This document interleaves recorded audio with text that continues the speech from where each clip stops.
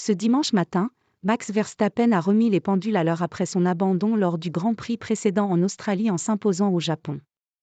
Après le triple champion du monde, Sergio Pérez et Carlos Sainz, Ferrari, sont derrière lui. Bien que Suzuka ait fait des progrès, Alpine n'y parvient toujours pas. Max Verstappen, Red Bull, est imperturbable.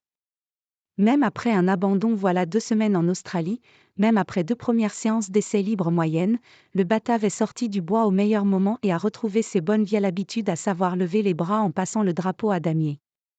Ce dimanche matin au Japon, le triple champion du monde a remporté sa 3e victoire de la saison en 4 courses. Au classement des pilotes, il reprend quelques longueurs d'avance.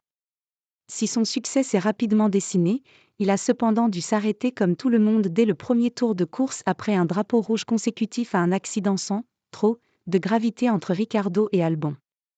Derrière Max Verstappen, Sergio Pérez, Red Bull, s'est mué en fidèle lieutenant après l'avoir titillé lors de la séance de qualification. En rythme en course cependant, il n'y a pas eu photo. Reste que le Mexicain a parfaitement rempli son rôle alors que les Ferrari et notamment Sainz revenaient assez rapidement dans les derniers tours de ce Grand Prix. Frustré par sa séance de qualification samedi, Charles Leclerc a alterné le bon et le moins bon ce dimanche, mais n'a pas bronché lorsqu'il a fallu laisser passer son coéquipier qui possédait un meilleur rythme.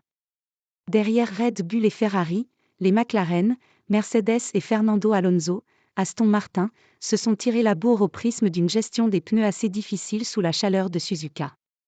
Le calvaire d'Alpine.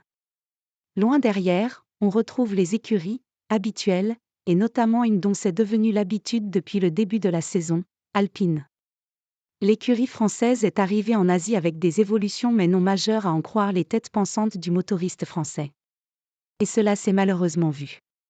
Si Esteban Ocon a réussi à se hisser en Q2 mais sans briller, Pierre Gasly a une fois de plus laissé traîner son spleen tout au long du samedi et ça n'a pas changé lors de la course ce dimanche. En zone mixte la veille, Ocon estimait que, s'il se passait des choses en course, alors il y avait une chance de grappiller quelques places au classement. Mais même sans Ricciardo, Albon et Zhou, arrêtés en cours de course, les 2 Alpines n'ont pas brillé.